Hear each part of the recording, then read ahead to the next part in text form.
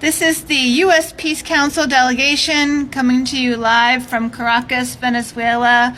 We hear that there are lots of reports in the U.S. media of civil unrest and danger down here, so we want to let you know what's really going on. Yes, we've been in the streets of Caracas, and I just took a walk this morning, in fact, and very safe. People are out. It's a beautiful day. People are out having ice cream and hot dogs and, going shopping. It looks like any other city. There's nothing to be afraid of.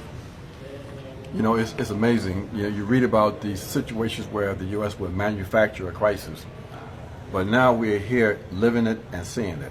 That basically they are creating an alternative reality. Everything in this city is normalized. When I went to the airport this morning to board my flight to go to the U.S., flights were taking off and landing, but we were told that the American Airlines pilots are too afraid to fly into Caracas because of the so-called unrest. Friends, this is a perfect example of how they manipulate consciousness, how they prepare the public to support their outrageous war-making plans. We've got to resist this. This is something that demonstrates why we have to be in line with the people of this country and all the other people on this planet that find themselves in the crosshairs of U.S. aggression.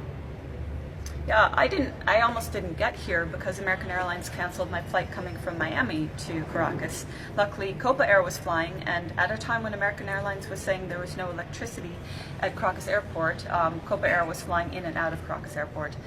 Since the 10th when I arrived until now, I've only seen the streets get busier and busier as the U.S. manufactured electricity crisis, almost certain that the U.S. has engineered this crisis, as the situation has gotten better. So now the electricity is almost fully restored, if not fully, and the streets are full. And people are on the streets. He mentioned ice cream.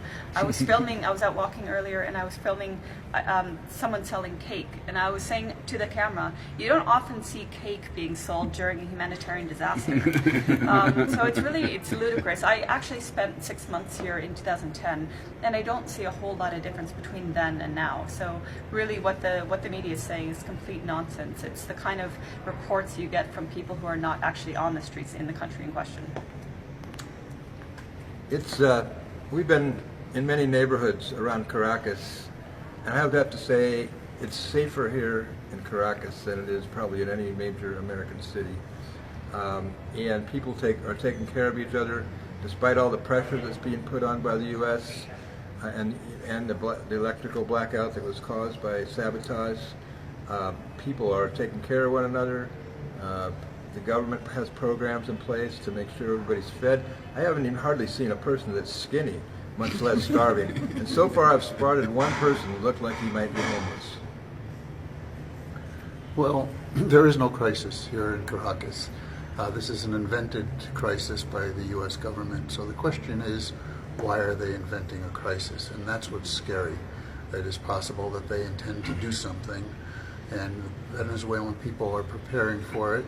And we American people must be prepared to oppose it. That's true. There's no crisis here. We have been watching people living their normal lives since we've been here. The only problem was electricity, that the attack had caused the problem, but they are over by now. This morning, one of our hosts told me that 90% of electricity is back throughout the country. So that even that plot was defeated. And people are, the maximum demonstration we saw driving somewhere to one of our meetings, and there was about 12, 15 people standing with a sign somewhere. And that was it. And if that is a crisis, I don't know. Yes, just like the humanitarian crisis is made by the U.S. so that we can come in and do humanitarian aid. This so-called crisis on the street, which is not true. The streets are nice and calm. But the fear, of course, is of another U.S. intervention. So once again, it's U.S. manufactured, and that's why we're here, to stand with the people, and so we can bring word home to our people, to the American people, that we must resist this and do everything we can to stop the threats against, including being in Washington, D.C. on March 30th at the demonstration. Well, the metros are operating, the buses, the schools are open, medical clinics are functioning. In every way, normal life, but with great resistance, is continuing. Really organized, mobilized people power is what keeps Venezuela functioning today. The most elaborate community councils, communes for the distribution of food, for the carrying of water when the electricity was shut down, for the looking after of seniors and disabled. It's really an incredible organized effort to resist orchestrated shortages. And what we need is to learn the lessons of people power to mobilize against this war, which will create horrendous conditions here in Venezuela and in the U.S. when there's endless money for war. Yes, I was also at the airport, supposed to leave this morning, and of course our flights were canceled. One of the things that started to strike me a little bit is that what does American Airlines know that they wanted to stop these the crisis that they may be talking about is actually the threat of the U.S. doing something, and that's frightening, and I think we need to take that seriously. I'm a Vietnam veteran. I've seen the horror of war, and I know that if somebody comes here and is going to attack this nation in some sort of what they would call intervention for humanitarian reasons, bullets, missiles, and bombs are not humanitarian aid. Humanitarian aid is what we're trying to do here in a peaceful mission to try and resolve the issues that people can come together. Out walking on the streets, not only were we walking on the streets and seeing the normality that was going on, but we saw this confetti all over the ground. They just had a carnival just before that. And when you think about the electrical blackout, the thing is that they turned what was a real crisis in some ways into a holiday. And people came out even then during the days and took care of each other.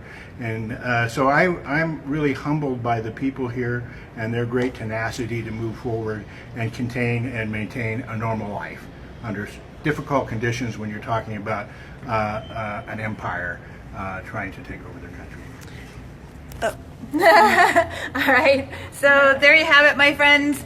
This is a manufactured crisis. Don't let yourselves be lied into another war. Do your thing. The media is lying. You need to share this video on your Facebook page, tag all your friends, tweet it out. Let everybody in the United States and around the world know that it is sunny and safe and beautiful here with a loving and peaceful Venezuelan people. No war. Yes. Hands off. Hands off Venezuela. All right. Can I add a somber note? Yes. I was talking with a local journalist this morning, and she did say that President Maduro, I assume that he did so on television, warned the people to start storing food, water, batteries, and be prepared for another imperialist attack on Venezuela.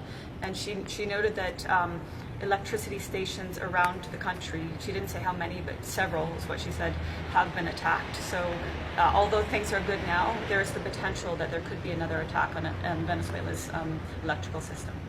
Tell your members of Congress, don't believe the lies, don't fall for the lies, stop the economic warfare, stop the sanctions, stop the attacks, no war on Venezuela.